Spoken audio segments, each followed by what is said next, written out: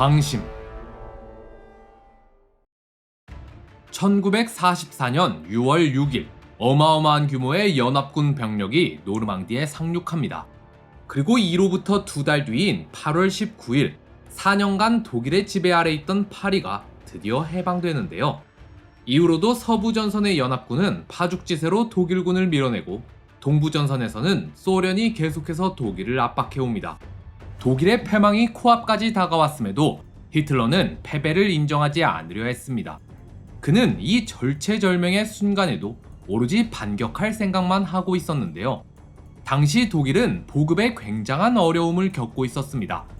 반면 연합군은 독일에 비해 보급에서 훨씬 유리한 위치를 점하고 있었죠. 다만 한 가지 아쉬운 점은 연합군이 보급의 대부분을 안트베르펜 항만에 의존하고 있었던 겁니다. 히틀러는 바로 이 점을 노렸습니다. 이 항구를 다시 빼앗으면 서부전선의 연합군은 물자 부족으로 발목이 묶일 수밖에 없게 될 테죠. 그럼 독일은 이 기회에 전력을 동부전선에 집중할 수 있게 됩니다. 히틀러는 본격적으로 안트베르펜 탈환 작전을 계획하는데요. 이 작전에는 2가지 요소가 필요했습니다. 바로 악천후와 완벽한 기습이었죠. 연합군의 가장 큰 강점은 바로 가공할 공군력에 있었습니다. 날씨가 나쁘면 일단 이 공군력을 묶을 수 있기 때문인데요. 또한 연합군과 정면으로 붙어선 승산이 없으니 적이 방심한 틈을 타 완벽하게 기습을 해야 승률을 높일 수 있었습니다. 일기예보에 따르면 곧 악천후가 열흘 이상 지속될 거란 예보가 있으니 하나의 조건은 충족됐습니다. 게다가 나머지 하나의 조건은 연합군이 알아서 채워줘요. 노르망디 상륙작전의 성공으로 인해 미군은 자만에 빠졌습니다.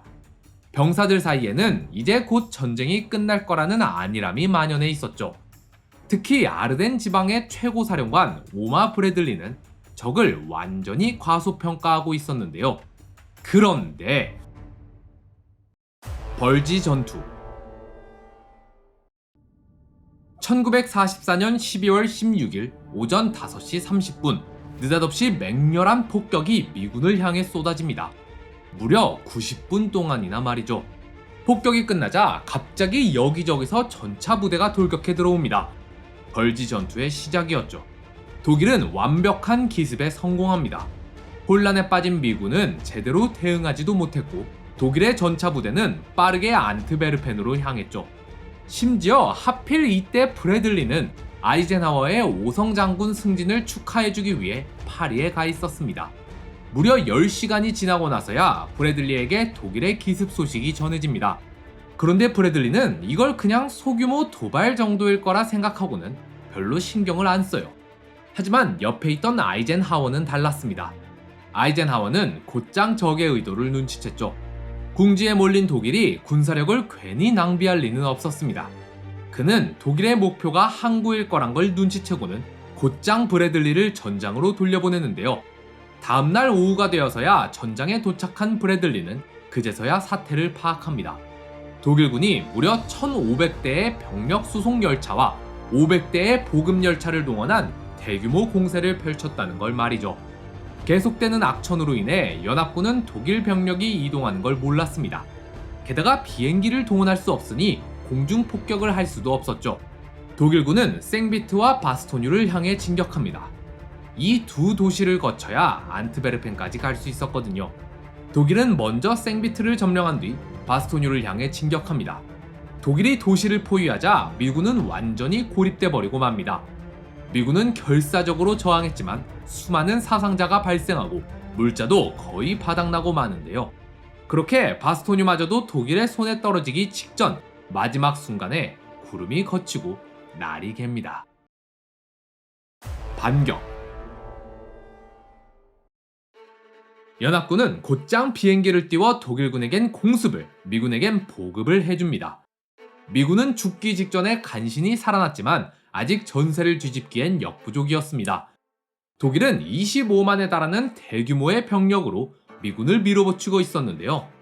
그때 아이젠하워가 남겨뒀던 한 장군이 미군의 구원 투수로 등장합니다. 바로 조지 패튼 장군이었죠. 원래는 패튼이 이 지역의 미군을 이끌어야 했습니다. 그런데 그는 지나치게 엄격한 탓에 병사들을 폭행한 죄로 강등당하고 말았습니다. 하지만 아이젠하워는 이 전쟁에서 패튼의 능력이 꼭 필요하단 걸 알고 있었기에 그를 전장에 그대로 남겨두기로 결정했습니다. 바로 이 결정이 빛을 발하는 순간이었죠. 패튼은 20만의 병력을 이끌고 독일의 주특기인 전격전을 활용해 순식간에 바스토니에 도착합니다. 패튼의 등장으로 인해 전세는 완전히 역전돼 버립니다. 독일군은 포위를 풀고 후퇴할 수밖에 없었는데요.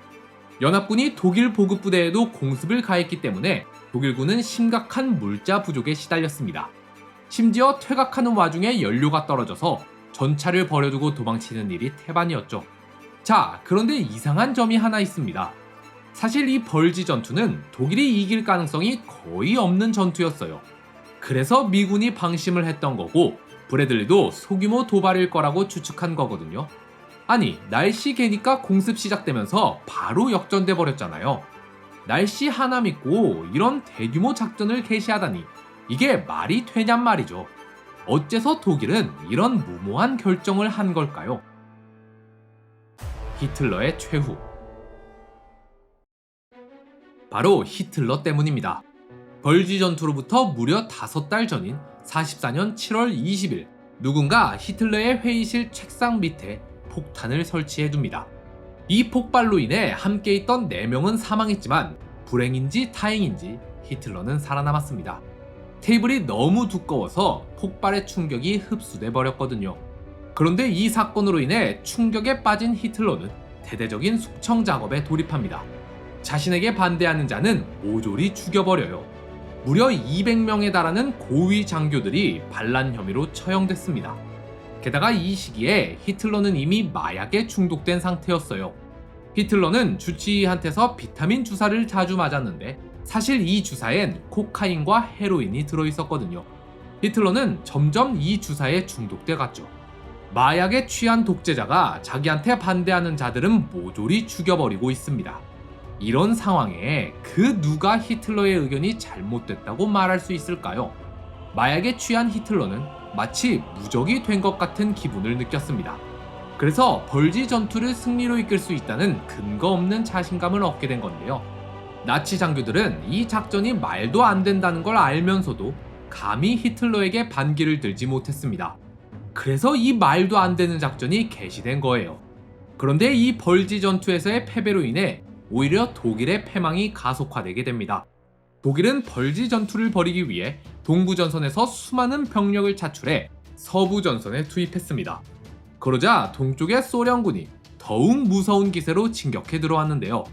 게다가 벌지 전투에서 승리한 연합군은 서쪽에서도 파죽지세로 돌격해 들어오기 시작합니다. 히틀러는 더 이상 사령부를 서부전선에 둘 수가 없었어요. 그래서 베를린의 지하 벙커로 들어갔는데요.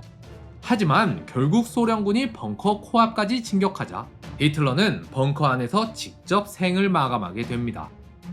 이 시리즈는 넷플릭스 오리지널 다큐멘터리 10대 사건으로 보는 제2차 세계대전과 컬러로 보는 2차 세계대전, 승리를 향한 여정을 통해 2차 세계대전에 대해 알아보기 위해 만들었습니다.